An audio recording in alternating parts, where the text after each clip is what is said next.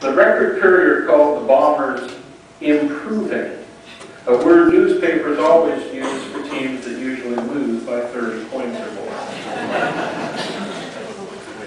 For the fifth game, Suffield was coming to town, and Suffield was also winless. So it's fitting that the game ended in a 13-13 tie. But in the next game against Garrettsville, Don Clark scored 2 touchdowns, perhaps inspired by the fact that it was homecoming, and both he and his girlfriend, Joanne Chafee, were both on the court. The Bombers exploded for 33 points. Unfortunately, it was one less than the G-men scored. Well, such a scoring bonanza must have whetted Leo's appetite, because he hastily arranged an extra season-ending game against Boston Township, which the Bombers won 57-25, Leo's first victory as a head coach. Of course, this massacre is somewhat suspicious in that Boston, in its first year of football, played again against the Rootstown junior varsity the next week. And lost. Still, the Bombers had ended the season with a victory, which counted for something. And under Leo's picture in the 1950 yearbook, he earned a first-year teacher's highest praise. Leo was called a good guy. In 1950, the entire student body sold magazine subscriptions to buy new uniforms for the team. They might not play very well, but by golly, the Bombers were going to look good on the field. For 3 years, the whipping boys of the league, opponents must have laughed at them prancing around in their fancy new duds. And they were stupid to do that. Leo had installed the split T formation to utilize the speed in his backfield. The newspaper called the Bombers big and bruising. Now, they must have meant Claire Little, Don Sampson, and Tom Nutter, who averaged 175 pounds. Because they sure weren't referring to Pat Strome, Don Clark, Al Kinney, Bill Cunningham, or Senator Dodo Permowitz, none of whom had ever seen 150 pounds even in controlled uniform.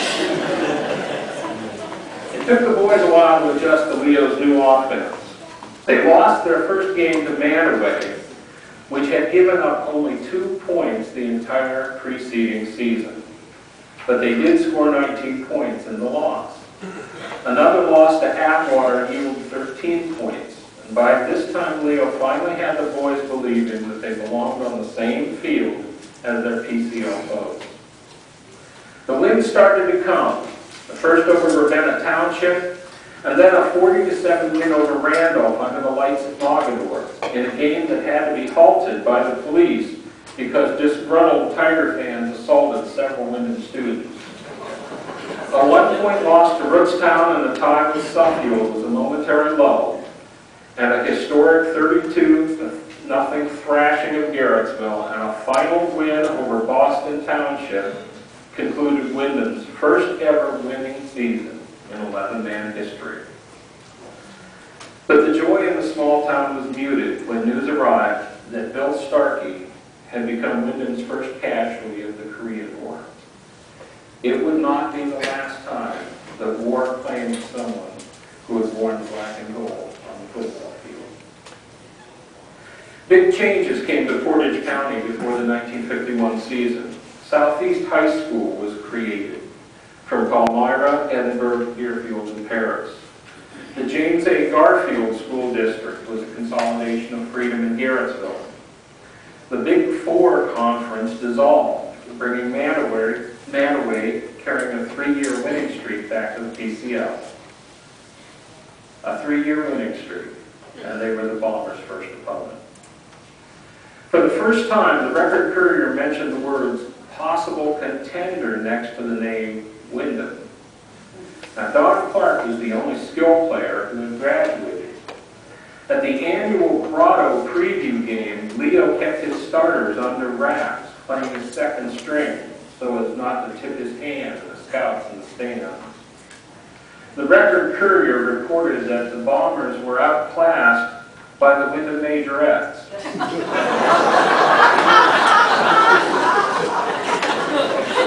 Who dressed in cowgirl outfits and managed to incorporate a live pony into their routine. I'm not making that up. Leo introduced his starting backfield of Bill Cunningham, Al Kinney, Jack Christopher, and John Campbell as the opening game against Manaway in their vaunted 27-game winning streak. The game article says that the lighter and undermanned Manaway team was unable to withstand the assault of the heavier Bombers. Never was battle imagery better utilized than this description of a team guided by an old tail gunner. It was indeed a war on the field that afternoon, and a 13-0 Windham win meant that Leo Cott finally had his football machine clicking. Atwater and Randolph Township fell, and then unbeaten Randolph edged the Bombers 14-12. The losing became a streak with a 62 loss to Rootstown. Those were their only losses that year, and Randolph and Rootstown ended up as league co-champions. Sadly, the joy of such a great season went out of the town when the Methodist Church burned to the ground on November 2nd, taking with it the beautiful organ which Andrew Carnegie had donated in 1915. The pastor Warren Croft vowed to begin rebuilding the very next day. A season-ending tie with Madison in a game in which air temperatures were in the single digits and the lights flickered throughout the entire game left the Bombers with a 5-2-1 record. Claire Little, Don Sampson, Jack Christopher, and Al Kinney made all conference. In 1952, big changes were in store for Windham. Jack Ray replaced Jim Purdy as the mayor of Windham. Mrs. Homer McDivitt led a temperance crusade against liquor in Windham. Clarky's was the only place that sold alcohol in Windham, and they were limited to 3-2 beer. And Mrs. Homer McDivitt succeeded in keeping Windham dry in the November election. Now, I know you folks never believed that Windham was actually dry. I know Leo didn't. Harbison Walker workers went on strike on July 30th, 1952, idling the steel mills that depended on their bricks for almost 3 weeks. You've already read my next line. And Windham had a record of 2 wins and 6 losses. What happened? Some of the stars had graduated, but many remained. Leo was certainly a more experienced coach. What one factor dropped a championship contender to the league basement? Simple answer. The Bombers had no field to play on. The field had always been a north-south configuration starting on Bauer Avenue and ending in Charlie Curtis's cow pasture. But something else was now sitting on that land. Today, we call it the Marty Hill Gymnasium. And the football field that we know today had yet to be built.